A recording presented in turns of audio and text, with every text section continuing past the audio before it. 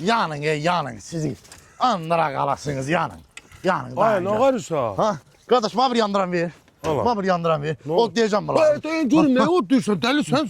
Ben yok demiyorum. Nedir ki bu benzin? Temiz değil 95 galik. Ay.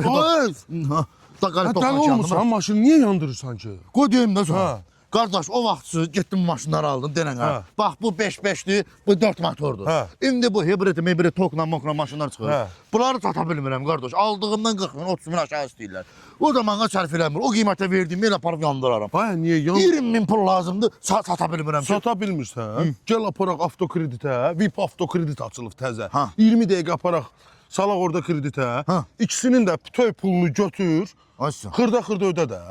Yox, o nömrə zat dəyişəcək. Dəyişməyəcək. Ay onlarda nömrə dəyişmir. Bax 20 dəqiqə kreditdə salacaqlar. Maşın səndə qalacaq, nömrə də dəyişməyəcək. Haqqı diyorsun yani. Hə. Bu şəkildə götürək. Şöyle Bax, ondan bunu sonra napora sen bana zat ver, bir sigaret ver. Bu...